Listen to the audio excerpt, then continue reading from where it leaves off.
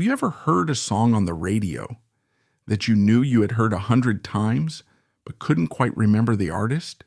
For many, that song would have been one of Eddy Arnold's. He was one of the world's best-selling artists, a man who sold 85 million records and charted a staggering 147 songs, a number that rivals almost any artist in music history. So how did such a pivotal figure become one of the most successful invisible men in American music history? This isn't the story of a forgotten star. This is the story of a giant who laid the foundations for modern Nashville, but became a stranger in his own home. To find the man who would one day be known as the Tennessee Plowboy, you have to travel back to the unforgiving landscape of the American Great Depression.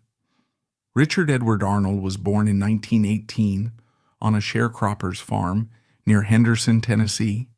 This was a world away from the glamour he would later embody.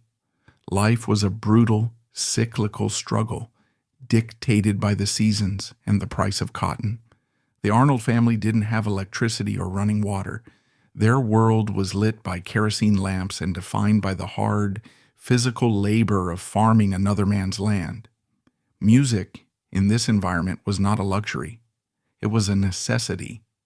It was the one thing that couldn't be taken away by a bad harvest or a demanding landowner. Eddie's father was a fiddler, and his mother played the guitar. The family home, humble as it was filled with the sounds of old-time country ballads and gospel hymns. Music was the glue that held their world together, a source of joy and solace in a life that offered very little of either. For a young Eddie, a guitar wasn't a toy. It was an object of fascination, a tool that could conjure emotions and tell stories. He got his first guitar from a Sears Roebuck catalog, a cheap but treasured possession that he began to teach himself to play, mimicking the sounds he heard from his parents. And crucially, from the radio. The radio was the family's portal to another universe. On Saturday nights, they would gather around and tune into the crackling broadcast of the Grand Ole Opry from Nashville, listening to the voices of their heroes like Gene Autry and Roy Acuff. For a poor farm boy in rural Tennessee, the Opry wasn't just a radio show. It was a promise. It was proof that a person could sing their way out of poverty and into a better life. But just as that dream was beginning to take shape, tragedy struck.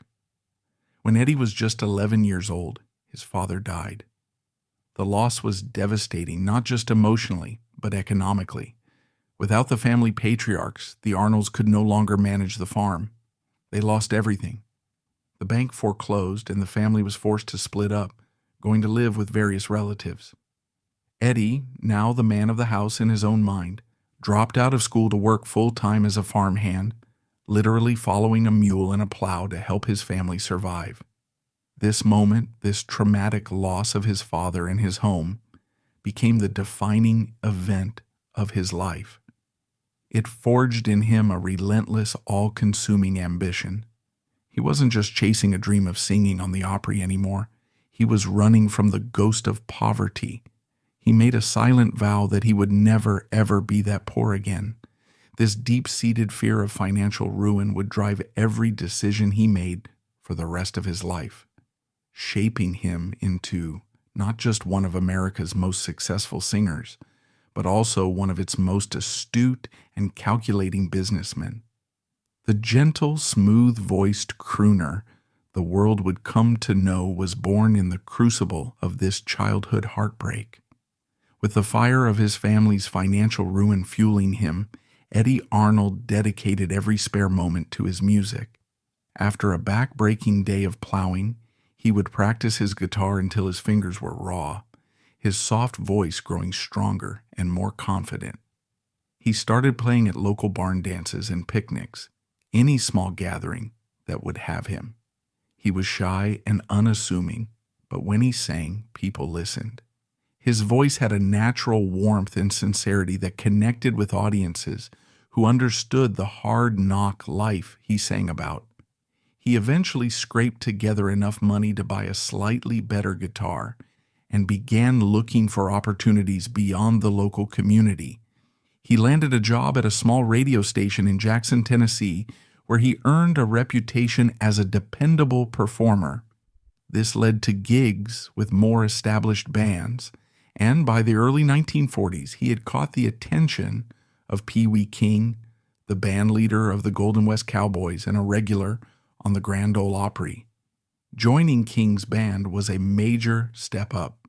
It meant a regular salary, professional experience, and, most importantly, a spot on the hallowed Opry stage. He was given the moniker the Tennessee Plowboy, a nickname that perfectly captured his rural roots and earnest appeal. For a while, this was the dream realized. He was a featured singer on the Grand Ole Opry. But Eddy's ambition was far greater than being just a supporting player. He wanted to be a star in his own right. And to do that, he needed two things: a record deal and a manager who could make it happen. It was his search for that manager that led him to one of the most notorious and fascinating figures in music history, a former carny barker and promoter named Tom Parker. Yes, that Tom Parker, the man who would become the infamous, all-controlling manager of Elvis Presley. Before he was the Colonel, Parker was a hustling, ambitious promoter making a name for himself in the country music world. In 1944, Eddy Arnold, convinced he needed professional management to break through, hired Parker. It was a pivotal, and for many, a surprising partnership. Parker saw in Eddy a clean-cut, talented singer with massive commercial potential. Eddy saw in Parker a relentless promoter who could kick down the doors that were closed to him. Parker's aggressive, often abrasive tactics worked. He hounded record executives, promoting Eddy with the same relentless energy he had used to promote dog tracks and carnivals. He secured Eddy a solo contract with RCA Victor, one of the biggest record labels in the world. In December 1944, Eddy Arnold had his first solo recording session. His first release, Each Minute Seems a Million Years, became a top 5 country hit. The Tennessee Plowboy was officially on his way. The partnership with Parker was incredibly successful. Over the next few years, Eddy churned out hit after hit. Songs like That's How Much I Love You and I'll Hold You in My Heart Till I Can Hold You in My Arms dominated the country charts. I'll Hold You in My Heart was a monster, holding the #1 spot for an incredible 21 weeks. He was quickly becoming one of the biggest stars in country music. But as his star rose, so did the tensions with his manager. Eddy was a shrewd and careful businessman, deeply involved in every aspect of his career. Parker was a gambler and a showman who often spent money as fast as it came in. Their personalities clashed. Eddy was methodical and cautious. Parker was flamboyant and impulsive. More importantly, Eddy Arnold wanted to be his own boss. He had not survived the loss of his family farm to cede control of his financial destiny to anyone else. In 1948, at the height of his initial success, Eddy Arnold did something that almost no one in the industry had the nerve to do. He fired Tom Parker. He bought out his contract and took full control of his own career. This decision is one of the great what-ifs in music history. Parker, stung by the rejection but now free, would soon discover a young truck driver in Memphis who would change the world. Had Eddy not made this bold move, the story of Elvis Presley and of popular music itself might have been very different. For Eddy, it was a declaration of independence. He was no longer just the Tennessee Plowboy. He was the CEO of Eddy Arnold, Inc. And he was about to make a decision that would not only change his career, but would also change the very sound of country music forever. By the late 1940s, Eddy Arnold was a certified country superstar, but he was restless. The Tennessee Plowboy persona, while authentic to his roots, felt limiting. The sound of country music at the time was dominated by the raw, emotional heartache of singers like Hank Williams and the honky-tonk rhythms of Ernest Tubb. It was music for rural working-class audiences. Eddy saw a bigger world. He looked at mainstream pop singers like Bing Crosby and Perry Como with their smooth voices, sophisticated arrangements, and massive crossover appeal. And he saw a path forward. He didn't just want to be a country star, he wanted to be a star, period. This ambition led him to make a radical pivot. He began a close collaboration with two visionary figures. At RCA, producer Steve Scholes, and a brilliant young guitarist named Chet Atkins. Together, this trio would become the architects of a new sound. They made a conscious decision to move away from the traditional hillbilly instrumentation of fiddles and steel guitars. They wanted a sound that was smoother, more polished, and more accessible to a mainstream pop audience. The first major result of this new direction was the 1947 hit Bouquet of Roses. The song still had a country heart, but it was dressed in a different suit. The arrangement was cleaner, and Eddy's vocal was softer and more intimate, a gentle baritone croon rather than a nasal country twang. The effect was revolutionary. Bouquet of Roses was not just a #1 country hit, it crossed over to the pop charts, reaching the top 20. It was a signal that something new was happening in Nashville. This was the beginning of what would eventually be called the Nashville Sound.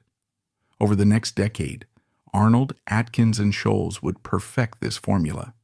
They began to add lush string sections, backing vocal choirs, and a gentle rhythmic pulse that was a world away from the hard-driving sound of honky-tonk.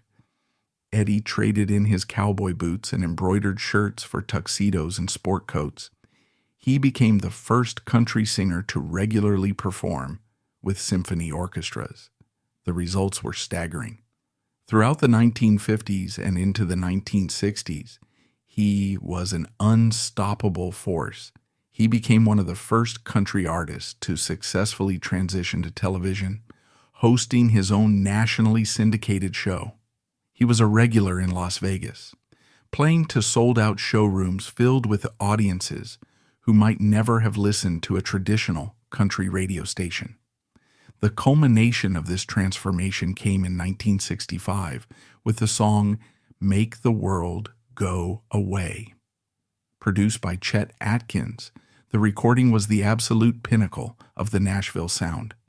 With its sweeping string arrangement, the gentle piano triplets, and the hushed tones of the Anita Kerr singers, the song was pure pop elegance.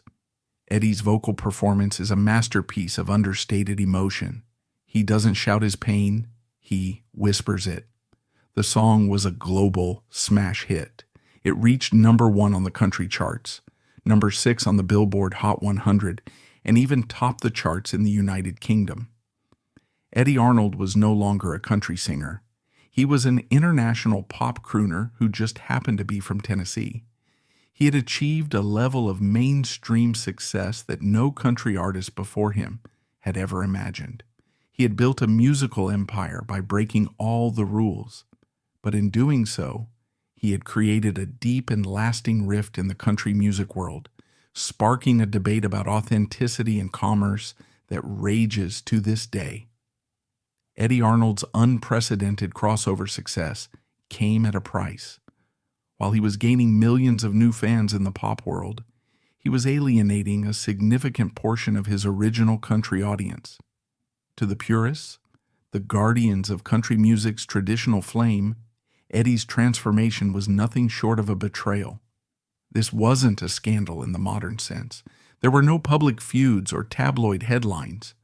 It was a quieter, more profound controversy, a debate fought in the pages of music magazines and in the smoky bars where old-time country still reigned. The central accusation was that he was a sellout. Critics argued that by stripping his music of its fiddles, steel guitars, and rural twang, he had cut out its very heart. They saw the lush strings and polished production of the Nashville Sound not as innovation, but as a calculated commercial move designed to appease pop audiences. They looked at his tuxedos and his performances with symphony orchestras and saw a man who was ashamed of his hillbilly roots. In the world of Hank Williams, a world of raw, unapologetic emotion and hard-living authenticity, Eddy Arnold's smooth, sophisticated sound felt sterile and inauthentic to some. This debate was more than just a matter of musical taste. It was a cultural battle for the soul of country music. On one side were the traditionalists who believed that country music should remain true to its rural, working-class origins. They saw it as a folk art form, a voice for the voiceless that should never be diluted for commercial gain. On the other side were the modernizers, led by Arnold, Chet Atkins, and the executives at RCA. They saw country music as a vibrant, evolving genre with the potential for massive commercial success. They believed that for country music to survive and thrive, it needed to adapt, to grow, and to reach a broader audience. Eddy himself was largely untroubled by the criticism. He was, first and foremost, a businessman. His goal was to sell records and secure his financial future, and the Nashville Sound was the most effective tool he had ever found. In his mind, he wasn't abandoning country music. He was elevating it. He was taking the stories and emotions of country music and presenting them in a package that the whole world could appreciate. He once said, "I don't want to be the best country singer. I want to be the best singer who sings country." It was a subtle but crucial distinction. He saw himself as a vocalist first, and the genre as a secondary label. While the debate over his musical direction rages, the man at the center of the storm remains an unflappable, steady figure. Behind the tuxedo and the deep baritone lies a life defined by a quiet, unwavering devotion to two things: his work and his wife. In 1942, long before the fame and fortune came, Eddy married Sally Gayhart. In the volatile world of show business, a world notorious for broken homes and fleeting romances, their partnership was a rock. Sally was more than just his wife. She was his closest confidant and most trusted advisor. She was an ever-present, a steadying anchor in a life that was constantly on the move. While Eddy was the public face, Sally was the rock of their family life, raising two children with little attention. Eddy often said she calmed him, reminding him of the person he was before he became a star. Their enduring love story was a stark contrast to the heartache and tragedy that often plagues the lives of celebrities. Besides family, Eddy's other great passion was business. The man who had lost everything was obsessed with financial security. He was one of the first Nashville artists to be proactive and practical in his business career. After firing Colonel Parker, he managed himself for many years, negotiating his own contracts and making his own deals. He was known for his thrift, but his business acumen extended far beyond music. In the 1960s, at the height of his career, he began investing heavily in real estate in and around Nashville. He saw the city's potential for growth long before many others did. He bought land in the then underdeveloped suburb of Brentwood, which would become one of Tennessee's wealthiest areas. His investments made him a millionaire many times over, independent of his music income. He fulfilled a childhood vow to build a financial fortress so solid that the ghosts of his past would never touch him again.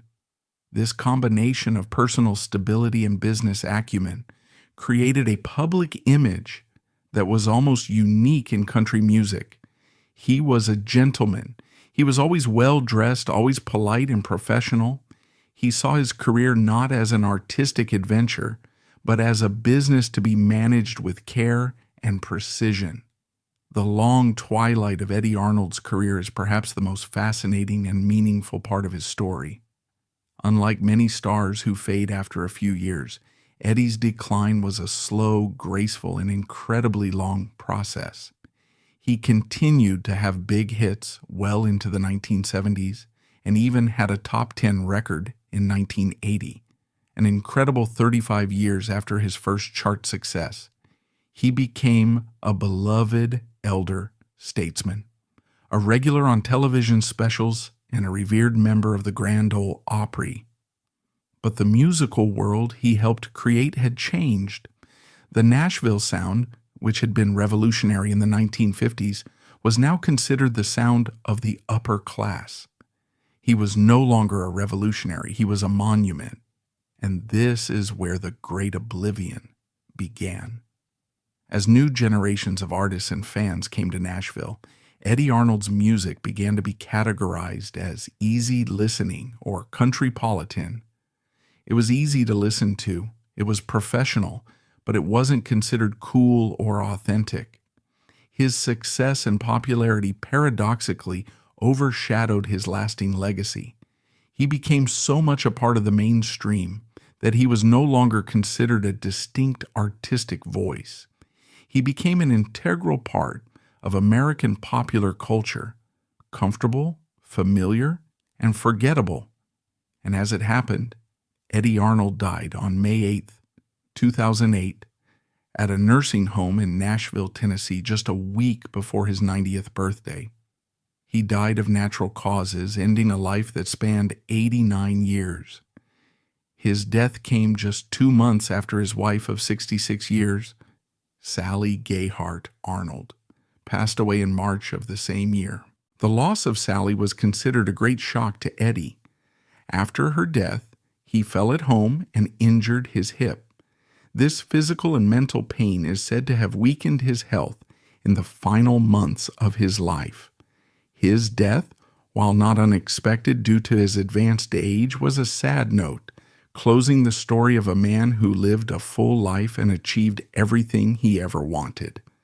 The reaction to Eddy Arnold's death was a mix of deep respect, regret, and a touch of nostalgia for a bygone era. The country music community and the Nashville industry paid their respects. Historians and veteran musicians considered him one of the last remaining figures of an era. Artists who performed and worked with him shared their respect, praising his warm, smooth voice and his extraordinary professionalism. For many older fans, Eddy Arnold's death was a personal loss. They not only listened to his music, they grew up with it. He represented a more peaceful time, and his voice brought comfort. Ultimately, the story of Eddy Arnold is a quiet epic. His legacy isn't found in the rebellious image of an outlaw, but in the very sound of modern Nashville itself. He was the architect of country pop, a quiet visionary who saw a future for the genre no one else could imagine, building a multi-billion-dollar industry in the process. He didn't just sing songs, he built the foundations of the city he called home, and his influence remains everywhere, hidden in plain sight.